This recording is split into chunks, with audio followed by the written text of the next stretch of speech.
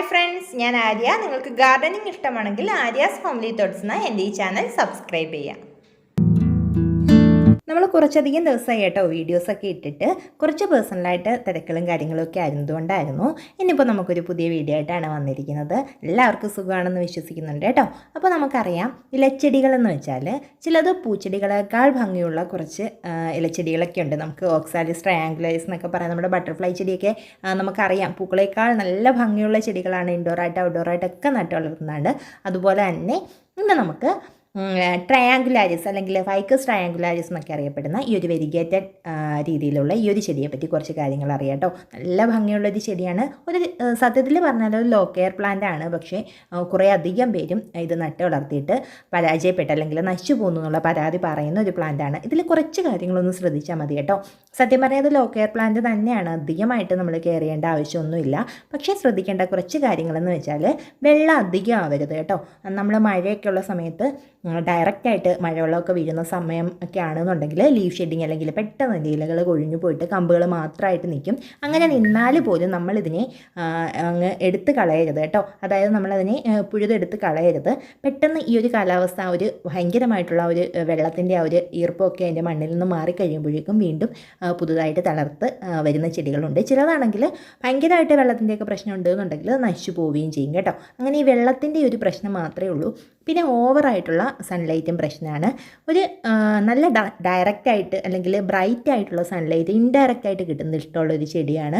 നമ്മുടെ വിൻഡോ സൈഡിലൊക്കെ നല്ല ബ്രൈറ്റ് ലൈറ്റ് കിട്ടുന്നിടത്തുണ്ടെന്നുണ്ടെങ്കിൽ അങ്ങനെയൊക്കെ വെക്കാൻ പറ്റുന്ന ഒരു ചെടിയാണ്. ഇൻഡോറായിട്ട് വളർത്താൻ പറ്റുമോ എന്ന് ചോദിച്ചാൽ നമ്മുടെ വിൻഡോ സൈഡിലൊക്കെ ആണെങ്കിൽ ഓക്കെ, അങ്ങനെ തന്നെ വളർന്നു വരും. ഇത് പൊതുവേ ഒരു ഭയങ്കര സ്ലോ ആയിട്ട് ഗ്രോത്ത് ഉള്ള ഒരു പ്ലാന്റ് ആണ്. ഇൻഡോർ ആണെന്നുണ്ടെങ്കിൽ കുറച്ചുകൂടി ഒന്ന് പതുക്കെയായിരിക്കും കേട്ടോ ഇത് വളരുന്നത്. നമുക്ക് നല്ല രീതിയിൽ വളങ്ങളൊക്കെ കൊടുക്കാമെന്നുണ്ടെങ്കിൽ നമുക്കറിയാമല്ലോ, ഇപ്പോൾ ഇലച്ചെടികളാകുമ്പോൾ ഫോസ്ഫറസ് റിച്ച് ആയിട്ടുള്ള വളങ്ങളൊന്നും തന്നെ ആവശ്യമില്ല. NPK ഒക്കെ ആണെങ്കിൽ ഫോസ്ഫറസ് ഒന്ന് കുറഞ്ഞ നന്നായിട്ട് ഇലകളൊക്കെ തളർത്തുണ്ടാവുന്ന തരം വളങ്ങളൊക്കെ കൊടുക്കാമെന്നുണ്ടെങ്കിൽ പെട്ടെന്ന് തന്നെ തഴച്ച് വളരും മീൻസ് കുറേ ബ്രാഞ്ചസ് ഉണ്ടാവും കേട്ടോ. ഇങ്ങനെ ഒറ്റ കമ്പായിട്ട് പോകുന്നതിലും നല്ലത് ഇതൊക്കെ ഒരു കുട്ടി മരം പോലെ നിൽക്കുന്നതായിരിക്കും നല്ലത്. കുറേ പേര് ഇതിനെ നന്നായിട്ട് മെയിൻറ്റെയിൻ ചെയ്ത് വളർത്തി ഞാൻ കണ്ടിട്ടുണ്ട്.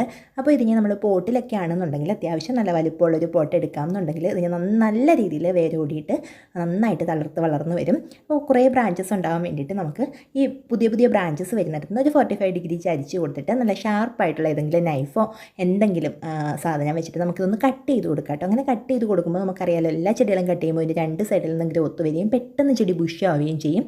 അങ്ങനെ ബുഷിയായിട്ട് നിൽക്കുമ്പോൾ നമുക്ക് നല്ല രീതിയിൽ നമ്മുടെ ക്രിസ്മസ് ട്രീ ഒക്കെ ഇരിക്കുന്നത് പോലെയൊക്കെ നല്ല രീതിയിൽ പെട്ടെന്ന് തന്നെ തിക്കായിട്ട് വളർന്നു വരികയും ചെയ്യും. ഇനി മുകളിലേക്കുള്ള പൊക്കമാണെന്നുണ്ടെങ്കിൽ സ്ലോ ആയിട്ടായിരിക്കും.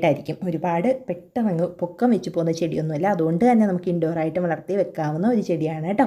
പിന്നെ വളത്തിൻ്റെ കാര്യം ഞാൻ പറഞ്ഞല്ലോ, നമ്മുടെ ജൈവവളങ്ങളാണെങ്കിൽ നല്ല മഴയൊക്കെയുള്ള സമയത്താണെന്നുണ്ടെങ്കിൽ എല്ലാ ചെടികളെയും പോലെ നമുക്ക് പൊട്ടാഷ്യം അല്ലെങ്കിൽ അധികമായിട്ട് അടങ്ങിയിട്ടുള്ള നമ്മുടെ ചാരമൊക്കെ ഇട്ട് കൊടുക്കാം. പിന്നെ ചാണകപ്പൊടിയൊക്കെ വല്ലപ്പോഴും ഇട്ട് കൊടുക്കാം. ഒരുപാട് വളത്തിൻ്റെ ഒന്നും ആവശ്യം സത്യം പറഞ്ഞില്ല. നമ്മുടെ മണ്ണ്, ചുവട്ടിലുള്ള മണ്ണ് നന്നായിട്ടൊന്ന് ഇളക്കി ഇടയ്ക്കിടെ കുറച്ച് ചാണകപ്പൊടി തന്നെ ഇട്ട് കൊടുത്താൽ ധാരാളമാണ്.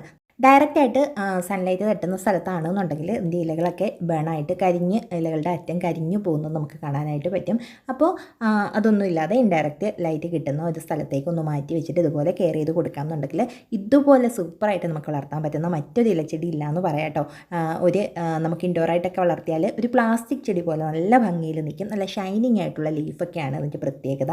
അപ്പോൾ വീഡിയോ ഇഷ്ടപ്പെട്ടിട്ടുണ്ടെങ്കിൽ ലൈക്ക് ചെയ്യാൻ മറക്കേണ്ട. വീണ്ടും ഒരു വീഡിയോയിൽ കാണുന്നത് വരെ ബൈ.